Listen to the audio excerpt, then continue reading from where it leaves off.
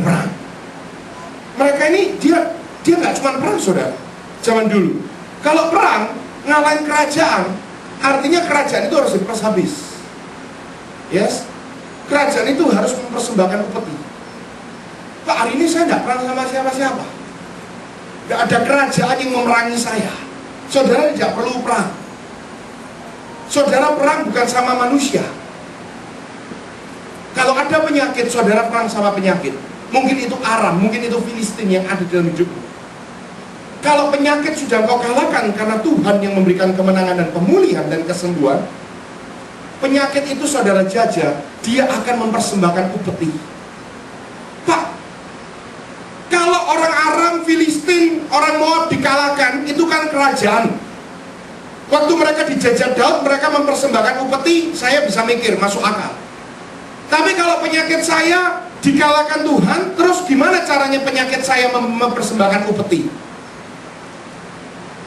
Penyakitmu akan mempersembahkan kesehatan buat saudara. Amin. Kalau ada yang kena diabetes misalnya, diabetesnya dikalahkan Tuhan, diabetes akan mempersembahkan kekebalan buat saudara. Orang diabetes itu kalau makan gula bisa semaput, saudara. Kalau gulanya kelebihan bisa mati. You know? Tapi kalau diabetes dikalahkan Tuhan, engkau makan donat, roh diabetesnya harus bekerja keras untuk tidak memberi saudara diabetes. Amin. Itu salah satu contoh. Kalau roh kebangkrutan dikalahkan Tuhan, dia tidak lagi ngambil, tapi dia mempersembahkan upeti buat saudara. Dia nggak lagi ngambil uang, tapi dia datang membawa uang kepada saudara. You know, peperangan kita bukan melawan darah dan daging. Kalau hari ini tidak ada manusia sebagai lawan kita, roh dan penghulu-penghulu di udara itu lawan kita. Terus saya akan bacakan, belum selesai, sedikit lagi, agak panjang, tapi ini kisah bagus. Waktu saya baca ini, saya pelajarin itu, Tuhan, aku mau kayak Daud, menang terus dengan kekuatannya yang tidak seberapa. Jangan dipikir saudara kalau baca Alkitab begini, wah Daud itu luar biasa ya, menang-menang terus, dia tidak pernah down. Oh saudara baca, dia sering kali down, dia sering kali ditinggalkan, dia pernah di Gua Adulam, dia nggak punya pasukan yang khusus, dia nggak punya kekuatan yang banyak kelemahan, banyak masa yang dialami. Dia alami seperti kita juga. Mungkin cuma dalam kelompok yang kecil, yang tidak kuat. Tapi masalahnya Daud dan orang-orangnya bisa bangkit. Apakah kita bisa? Terus saya akan belajar, ya. Sekalipun Daud disertai dengan orang-orang yang tidak seberapa, tapi orang-orangnya hatinya tulus dan murni. Apakah kita demikian? Kalau kita tulus dan murni di hadapan Tuhan, saya percaya kita pun bisa bangkit. Ayat yang ke-7. Sesudah Daud mengangkat perisai-perisai emas yang dipakai oleh anak buah Hadadeser, lalu membawanya ke Yerusalem, dan dari Betah dan dari Berotai, yaitu kota-kota Hadadeser, Raja Daud mengangkut amat banyak tembaga. Jarahannya banyak, saudara. Ketika didengar Tou, Raja Hamat, ini temannya, bahwa Daud telah memukul kalah seluruh tentara Hadadeser, maka Tou mengutus Yoram anaknya kepada Raja Daud untuk menyampaikan salam dan mengucapkan selamat kepadanya, karena ia telah berperang melawan Hadadeser dan memukul dia kalah. Sebab Hadadeser sering memerangi Tou, dan Yoram membawa barang-barang perak, emas, dan tembaga. Ternyata orang-orang jahat yang Daud kalahkan ini juga punya musuh. Waktu musuh-musuh mereka tahu Daud mengalahkan orang-orang jahat ini, musuh-musuhnya senang, bawa persembahan lagi kepada Daud. Udah dia mendapat jarahan, udah dia dikasih upeti, dia masih dikasih hadiah. Saudara tahu kalau orang diberikan Tuhan berkemenangan, saudara bukan terus nabrak-nabrak cari berkat, tapi saudara kemanapun saudara ditabrak atau nabrak berkat. Setuju? Katakan amin. Bahkan mobil nabrak pun saudara dapat berkat, kata Pak Jonathan. Itu orang diberkati, ya. Nah, kalau orang nggak diberkati, mikir, waduh, dia mobilnya nabrak bisa dapat berkat, buat tiru-tiru malah di totalos nggak dapat apa-apa. Nggak lucu, saudara, iya kan?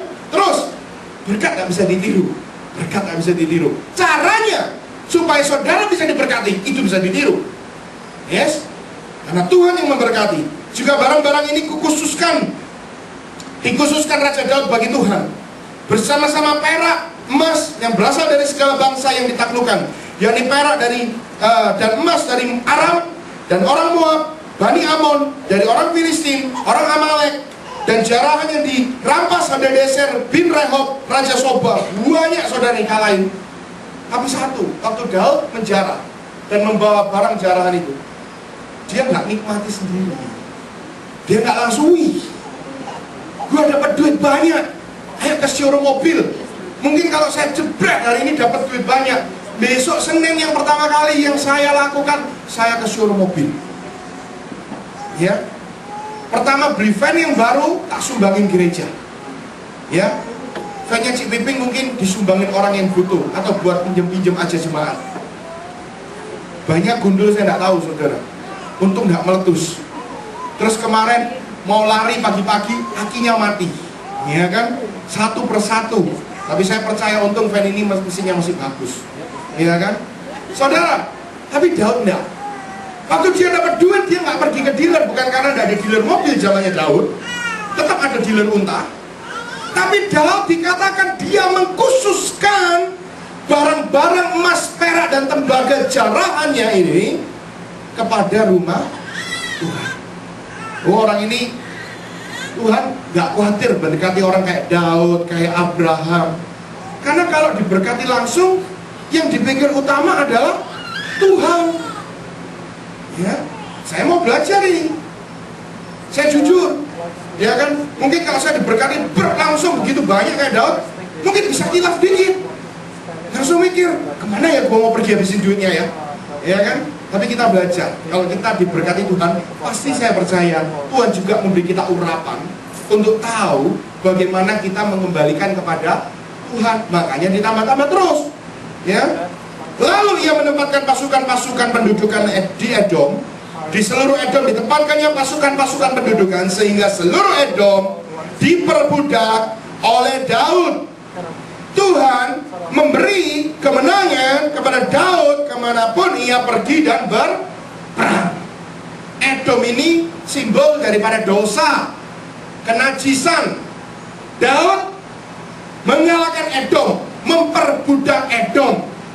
Kalau saudara mau diberkati luar biasa dengan kemenangan demi kemenangan, saudara harus bisa punya kemampuan untuk memperbudak dosa. Katakan, aku pasti bisa mengalahkan dosa. 2, 3. Aku pasti bisa mengalahkan dosa. Kalau kita pasti bisa mengalahkan dosa, kita juga pasti bisa diberikan kemenangan oleh Tuhan. Setuju? Katakan amin. Lihat sebentar Daud ini siapa. Ya, beberapa pasal sebelumnya, saya lihat di dalam pasal yang kelima mungkin ya, saya tadi baca. Ya, pasal yang kelima ayat yang 11, istana dan rumah tangga Daud. Hiram, raja negeri Tirus, mengirim utusan kepada Daud dan kayu alas, tukang-tukang kayu, tukang-tukang batu. Mereka mendirikan istana bagi Daud. Daud jadi raja. Yang buat istananya sendiri bukan orang Israel, you know. Makanya saya selalu ajarkan, engkau akan menuai apa yang kau tabur. Tapi belum tentu engkau akan menuai di mana engkau menabur. Jadi kalau engkau nolong orang, jangan harap orang itu akan tolong balik saudara. Nggak perlu. Amin. Kalau saudara mungkin pernah berkati orang lain, berkati nolong orang, saudara nggak perlu kecewa kalau dia lupakan saudara. Lalu saudara tahu orang-orang yang tinggal di sini, di ARC ini, tak kasih tahu. Ini sebagian besar orang-orang yang dulu nggak pernah saya tolong. Saya jujur sama saudara. Saya ngaku sama saudara. Orang yang tinggal di ARC ini yang setia sama saya dalam pelayanan ini sebagian besar dari kemarin itu ya, dari 5 tahun lalu, itu sebagian besar bukan orang yang pernah saya tolong. Mana orang yang saya tolong semua? Yang saya jemput dari airport, saya cariin kerjaan, itu banyak saudara. Ya, yang saya besukin di penjara, yang saya besukin waktu kecelakaan apa, yang saya tolong, saya banyak.